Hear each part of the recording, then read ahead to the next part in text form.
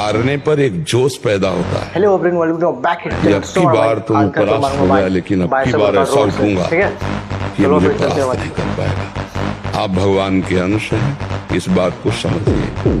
परास्त होना या विजयी होना एक खास बात नहीं है। अभी करना है, इसी क्षण कार्य करना है। वर्तमान के कर्तव्य पर पूरी दृष्टि और नाम जब चल रहा है, किसी भी तरह की कोई निराशा तुम्हें छू न पाए।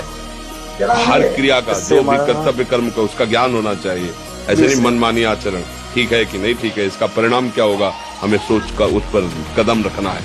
मनमानी आचरण नहीं करने, क्रिया विधिगम और जो व्यापार जो नौकरी उस पर ठीक से करो। सफलता असफलता प्रभु के हाथ की बात, कर्तव्य आप ठीक से करो तो आप नाम जप करेंगे, अपने कर्तव्य का पालन करेंगे, हर समय आनंदित है, उत्साहित है। जितना जीवन जिएंगे मंगलमय रहेगा, शरीर छूटेगा प्रभु के पास जाएंगे।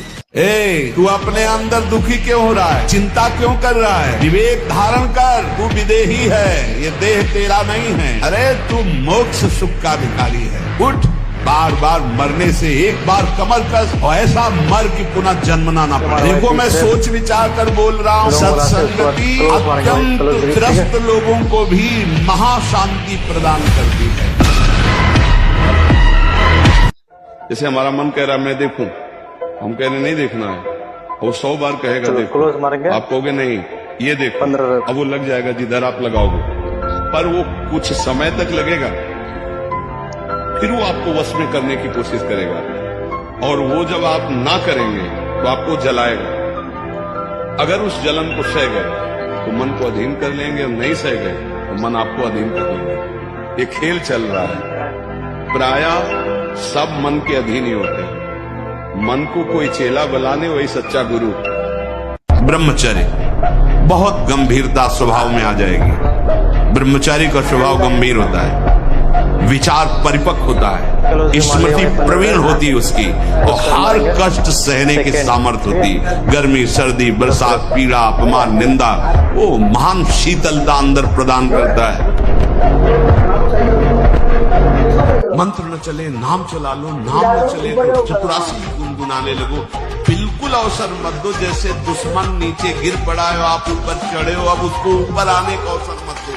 एक बार अगर अब मन चढ़ गया आपके ऊपर, वो मनमानी आचरण करा लिया तो आपको भजन लायक नहीं रखेगा, क्योंकि वो समझ चुका है कि तुम ऐसी जगह पहुंच चुके हो कि अगर अब हम इसको हरा न पाए तो मुझे जिंदगी भर इसका गुलाम बनना पड़ेगा।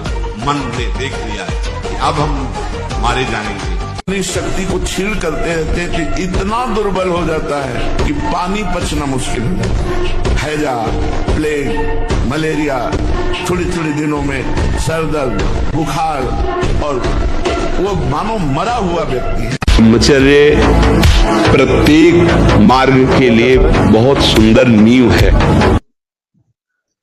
पर जितना मजा इस चीज में बाहर काटने में है, वो 2 मिनट का मजा उस तय 100 गुना ज्यादा मजा इस चीज ने भीतर रखने का है, अपने भीतर है। और आपके अंदर ताकत होगी ब्रह्मचर्य के लिए, चाहे वो 7 फुट का आदमी हो, कितना ही बलशाली हो, जहां से आप ऐसे पकड़ोगे ना उसे तुरंत हो जाओगे। अगर हमारा वीर ब्रह्मचर्य ठीक है तो मन शांत और एकाग्र रहेगा और प्राण बलवान और सूक्ष्म रहेंगे।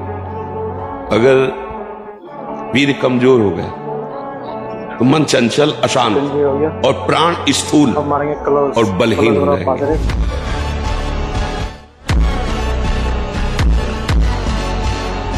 इन मांस खानों वालों के परिवारों का बहुत बुरी तरह नाश होगा, और जब ये मरेंगे तब नरक जाएंगे, और फिर जब जन्मेंगे तब ये फिर वही बकरा बकरी बनेंगे, वे काटे जाएंगे। होश में रहो, समय आने दो, कर्म अवश्य में भोक्तव्यम, तुम्हें भुगाएगा, रो नहीं पाओगे।